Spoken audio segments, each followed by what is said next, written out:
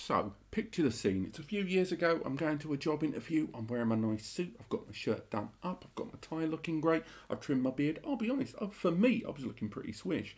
I turn up. I start chucking facts out left, right and centre. We've got some banter going back and forth. Meeting the guy I'm talking to there, it's seemingly going very, very well. And I'm thinking I've absolutely nailed this. We're getting to the end of the interview. It's wrapping up. They're letting me know that I'm within a small batch of people that they're going to sort out for second interviews. Things are getting wrapping up towards the end. I'm getting some positive vibes left, right and centre. So the dude pulls out his wallet and hands me his business card. I'm thinking, this is the way business is done. This is the way it's going forward. He's given me his business card. That is a very good time for this job interview. So I pull out my Bob's Burgers wallet. And I'm not saying that this is why I didn't get the job, but Alvin, just tell me, is this why I didn't get it?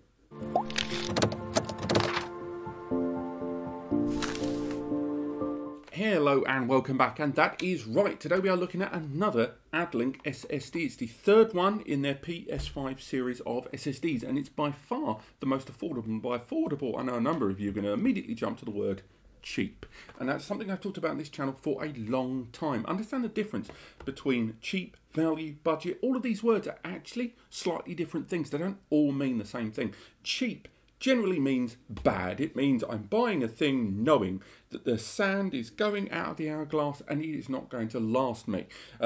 Budget genuinely means I'm going into the market with a certain kind of phraseology. Whatever I'm buying has to be with it in this. And although it's very similar to cheap, what it means is prioritizing what you want out of the product. And of course, all at the end there, value. Value is when you are getting more, technically, for your money than you should be. Now, this falls somewhere between budget and value, because you have to look at it in several different ways. This forms as the third tier in a three-tier system from Addlink. At the very top, you've got the A95 series, the A95 there, and all of these are stylized on the Addlink S series. The A95 has got the highest performance, it's got the highest IOPS value there. It is basically their highfalutin best SSD of the three in both read and write. Then in the middle, you have got the A90 series. The A90, of course, is the one that's got very, very good performance, very high durability, I might add, and has a better price point there. So again, that lives in the middle between all of them. But for those of you that massively prioritize storage capacity over performance, that is where the A92 series lives. The A92 at the lowest price point per terabyte, while still giving you a PCIe Gen 4 SSD there for your PS5 and indeed PC system. This is where this is, and this is what we're looking at today, and we want to look at the benchmarks and ultimately decide if this is worth your money and your data. And although this is a PS5 targeted SSD, as we can see there at the back with PS5 logo, they're ready on site.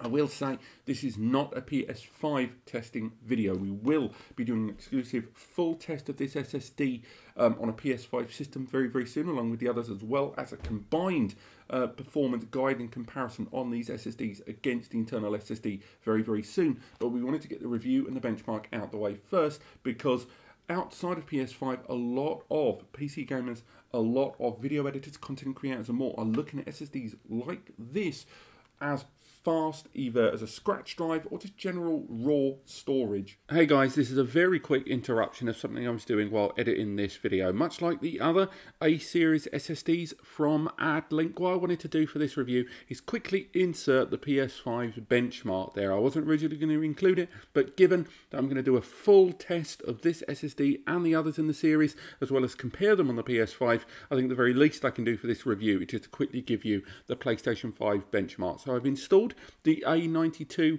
SSD inside the PS5, so let's format it now and have a look at what the system spits out and tells us. So they've got it rated at 5,620 megabytes per second there. Do you hear that buzz in the background? Don't worry, that is just the disk drive. And if we log back into the PS5 from here, we can have a little look and make sure that it is most certainly showing in the storage manager. Now, why am I being overly cautious about this? Well, put simply, this is an SSD that is technically lower than the recommended minimum threshold for an SSD on the PS5. But the way the PS5 seemingly measures SSDs in terms of performance and how it can conduct within the system, this SSD indeed, much like the packaging and Addlink themselves say, is compatible for the PS5. And of course, even though this does use QLC NAND, which prioritizes price per gigabyte over performance, it is still an SSD that people are going to wonder about using. So do stay tuned in the next week or so, where we will be doing extensive performance testing on this SSD with a series of games ranging from Deathloop to Ghost of Cinema to both Spider-Mans and more. So stay tuned for that. But for now, let's make our way back to the review and the benchmark, where we're going to talk in more specifics about this SSD. So again, let's crack on. So this is available in 3 capacities, your 1TB, your 2TB and your 4TB. So you've got some good storage there, arriving at $139, $269 and $539 for a 4TB PCIe Gen 4 SSD. That's pretty darn impressive. Now do bear in mind again that the performance benchmarks of this drive are not the same as those. Even on the rear of this 2TB version of this drive, you can see there it's 4,850 over 3,600 megabytes per second sequential read and write respectively. Now, to give you a sense of perspective on that, this is taking advantage of PCIe Gen 4 times 4, which is a potential 8,000 megabytes per second bandwidth between the SSD and the connected port on that system. This is utilizing a little over half of that. Again, if we look at the highest tier, the A95, this arrives at 7,400 over 7,000. That is taking pretty much the entirety, with a little slither at the end there, of that bandwidth. What this makes up for that performance for with, though, is that storage capability, with that larger storage versus price leverage there all the way through it. Now, that is thanks to something called QLC NAND. Now, for those who aren't aware, the storage on SSDs, let's find a loose SSD here. The storage on SSDs arrives on these chips. I know, I'm pretty sure someone watching this video watched me rip that off there and just lost it. Don't worry, I'm going to put it back on after, all right? Chill out. Those big chips there are known as NAND, and on an SSD, that is where your storage lives. Told you I'd put it back. And each one of those chips has a certain amount of capacity. So on a 1TB, for example, there might be 2 blocks of 512 gigabytes of storage on each of those, or larger or smaller denominations there. Now, the SSD storage that's on them has to kind of balance between performance and durability, because those chips are getting electricity thrown at them all the time, and eventually they do wear away. It's one of the biggest downfalls of SSDs, that the more that it's written to, it slowly wears away, and that is normally measured by something called TBW, terabytes written, and DWPD, drive writes per day, something we will touch on later on. But different quality NAND leverages performance versus durability. So let's start with SLC memory. So there goes SLC, MLC, TLC, QLC. Now, all of them kind of try to leverage performance and durability as much as they can, while at the same time trying to give as much capacity. SLC has the lowest capacity available in each cell. MLC, things get a little better, performance goes up a little bit as well, but not a huge amount, but again, does a better balance. TLC is considered the market sweet spot there for durability, performance and capacity, but then at the end, where this lives, is QLC memory, quad layer cell. Now, these are ones that have got very low durability, they've got very low performance, but they allow massive capacities, and it allows brands to present much bigger capacities at a much lower price point at the point of manufacture, hence this price point.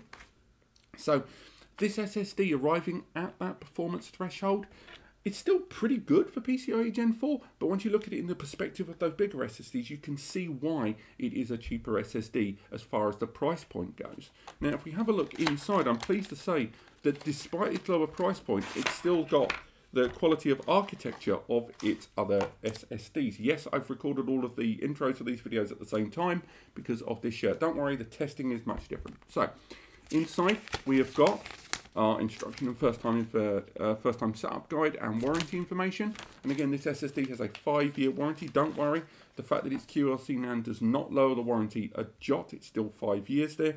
And if we have a look inside, we can have a look at this SSD. Now, the first thing that strikes me is how much I love that heatsink. I love it. Not only because it is really nice on the eye, but it's got really nice kind of hidden vents based in it. You can't really make it out there.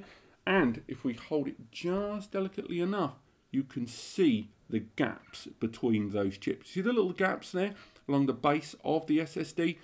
That is showing where the chips are and how the thermal padding is touching just those chips. That's really important. A lot of SSDs that we talked about here on the channel use moderately inefficient thermal padding sometimes, and they throw a pad that just touches the whole SSD and overlaps, and it's not that efficient, because you want to make sure that it's the key chips, particularly the controller, of course. The thing that needs to be kept cool is the NAND. You can be a bit more negligible about, but you want to make sure that the contact between the thermal pad and the chips on this SSD and the heatsink at the top is as efficient as possible. Now this SSD does that in two key ways. Not only because it makes sure that only the SSDs and not the board are touched, but on top of that it utilizes a much more putty kind of malleable silicon, oh not silicon, but thermal paste between the chips and the top of the SSD. A lot of the SSDs we talked about previously utilize pre-attached thermal pads that you can kind of make out there at the base, those little white pads there. Whereas this uses that paste and putty to not only connect the chips, but slightly overlap each component from the NAND to the controller and more. Now, I've already removed the heatsink prior to this video, but take my word for it, it took ages to remove this heatsink. The only reason it's easy for me to do it now is I've already done it. But if we remove that heatsink there, you can see there at the base of it, the thermal padding there. Now it's not thin, it's quite a thick little pad there. You can just make out. But you can see the dents there where the chips are slightly overlapped, if we get the lighting just right there, and the little marks for each component there.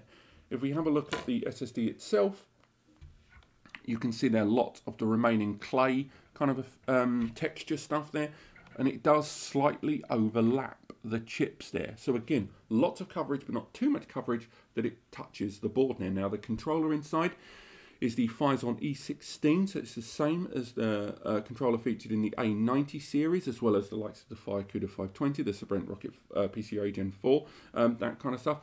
And on top of that, we have DDR4 memory. It scales with each capacity. This is a 2 TB, and it's 2 DDR4L modules either side of that chip there at the top. The NAND inside, as mentioned, is QLC NAND, but it is 96 layer 3D QLC. So again, they're making the most of that NAND while not leaning too heavily on it to make it degrade any faster than it needs to. Again, 5-year warranty, beautiful stuff. In terms of durability, I will say once again, because it's QLC NAND, it's not the greatest.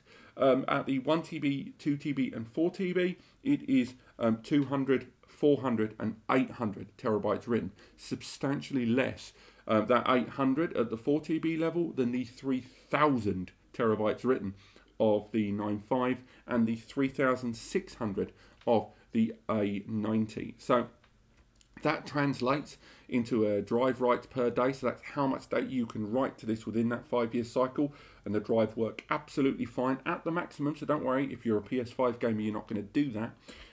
That translates to a rather low 0.1 drive writes per day, so that's 100 gig of every 1 terabyte that you've got on here that you can write per day. Again, if you're a console gamer, that's not really a problem. You're not going to recycle through your games daily. Even PC gamers aren't really going to install that kind of stuff every day.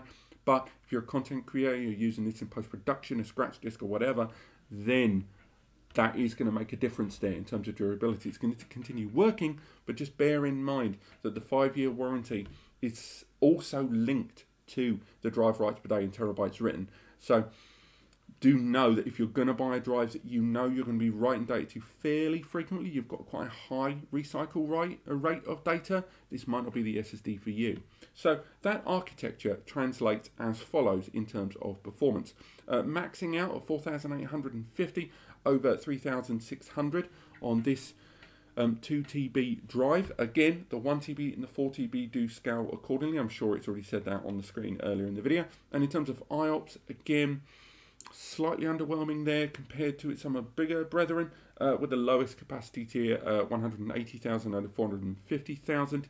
Read-write IOPS, the 2 TB, at 350 over 700. So again, that's much better. And the same goes for the 4 TB, maxing out at 350,000 over 7,000 4K IOPS there. So again, fairly decent performance figures relative to, you know, its architecture and its price point, going right the way back there to the budget and the value angle there.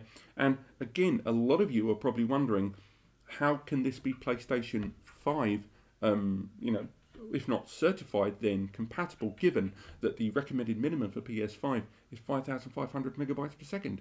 Well, if you do install this inside a PS5, the benchmark is actually noticeably higher. You pop it inside and the recommended minimum is exceeded on the PS5 internal benchmark. And that's, we're finding out more and more as we test more and more SSDs on the PS5, that when the PS5 formats the drive, its own reading of recommended benchmarks is different to that of PC traditional benchmarks, not just you know, ones built into your own machine in BIOS or whatever, but also those of AJA and Crystal Disk and more. And we've tested lots of SSDs that, although rated by the traditional standard of 4.5 to 5,000 megs, the PS5 has rated them at 5,500, 5,600 and higher.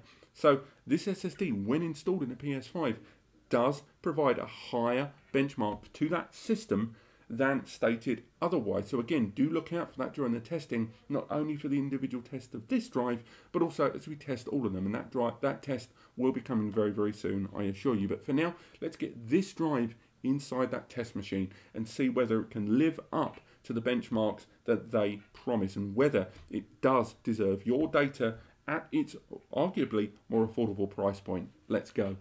Right, so we've made our way onto the desktop of the test machine. Just to give you a bit of information here, as you can see, we are running that 11th gen 6-core i5 processor there with 16 gig of memory, running Windows 10 Pro, and this is a system where the SSD is the secondary in here, the Addlink M2, that A series there. As you can see, we are utilizing it on a PCIe Gen 4x4 lane. It is taking advantage of the latest revision there, 1.4, but this is taking advantage of the secondary bay. The primary bay of this device, this test machine that is running Windows, is utilizing a 5 CUDA 120, and that is the OS drive.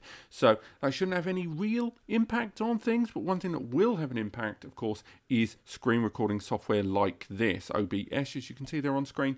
We won't be running that during the middle of the tests, because although we have already added this drive, as you can see there, the volume has been added to the system, it is already and available. If we try to run the likes of AJA while we've got screen recording software running, it will result in quite horrendous performance there. So if, for example, if we run the test there, we don't get anywhere near there at the bottom. As you can see, that irregular test regimen there at the bottom, that is not really what we want to see in this test. We will see something not dissimilar to that, but definitely the disparity between those lines is very off when we're using screen recording software. I could have used an external capture device, but that is hooked up to the PS5 system for other testing. So what I'm going to do is run all of today's tests and with OBS turned off, and then go through the results with you at the end there. So today's tests are going to include the following. The first test, of course, is going to be Crystal Disk Mark, and again, when the screen goes black there, that's when Windows is requesting admin rights in order to open these apps. So we're going to be looking at Crystal Disk, 3 separate tests there at 3 different file sizes. We're also going to be looking at SSD, and again, that will be 3 different file sizes. We'll also be looking at Atto Disk Benchmark there, and again, Atto, 3 different disk sizes. We will be looking at both IOPS and traditional throughput there, and of course, we will be revisiting AJA and getting performance benchmarks there on 3 different file sizes. Again, AJA, we include it just because we include it in all our other tests for the sake of comparison, but what I will add is AJA is not a great way to test SSDs like this, where the minute you go into those larger file sizes, it completely oversaturates the memory, the cache there. So again, it can drop performance. Although we include it, we only include it casually and not really as a huge referenceable point. But for now, what I'm going to do is conduct all of these tests here. And again, I will also be looking at temperatures as well. So if we open up the temperature graph there, we can see right now that for the short period of time this drive has been inside this system, the temperature has been quite low. It's been living there at the 20s pretty much consistently, peaking at 23, but hardly in an aggressive state. Obviously that will change as we go through the test, something you will see on screen, but for now I'm going to go ahead and begin our testing of this SSD. Let's see you at the results. Okay, so testing has completed on this drive, and I'm pleased to say that the results are actually quite good. I'm especially impressed by, once again, the heatsink on this SSD, which, although I have highlighted it in previous videos, I think when it comes to utilizing a QLC or quad layer cell NAND SSD, I think the heatsink, and in any case really, is going to be more important than ever, because QLC NAND, because they've crammed in so much storage, temperature wise they can get, you know, remarkably hot, and of course the higher that temperature gets, the lesser efficient this SSD will become. To put that into perspective, here is the overall temperature during the course of all of these tests that were conducted. We can see there right at the beginning with the SSD start at around 24C, but as we went all the way along, we can see that at the very height of the performance, this is during the Atto performance benchmarks, I might add, it only got as high as 46. So again, that little heatsink there is doing a lot of work, and I can't help but be impressed by it. But let's make our way into the rest of the results. So as you can see, the score we're meant to be beating here, they have rated this at 4,850 megabytes per second sequential read over 3,600 megabytes per second sequential write. So that is their benchmarks there, and I'm pleased to say that on this SSD it did live up to that quite well. So if we go into Crystal Disk, easily the clearest one to read there in terms of just standard stats, and as you can see, we've exceeded that 4,900 and 3,700 in every single degree. Once again, just to remind you, it was 4850 over 3.6, and in all three tests, 1 gig, 4 gig and 16 gigabyte test file, it was consistent all the way through. Although we did notice as we got to the latter stages of the testing, that 16 gig file, that the IOPS of course did drop as we filled up that memory. That cache there got filled relatively quickly, but in every other regard we did see pretty consistent performance all the way through. But once again, we could see that the memory did get rather overflushed quite quickly, which again, whether it's memory or that QLC NAND, isn't unheard of in an NVMe SSD of this architecture here. So nevertheless, these results do stand out quite well for this drive, and again, particularly at the price point that it's aiming at. Now, just carrying on the look there, we can have a quick look at ASSSD. ASSSD, a little bit stricter than that of the Crystal Disk performance that we've just seen.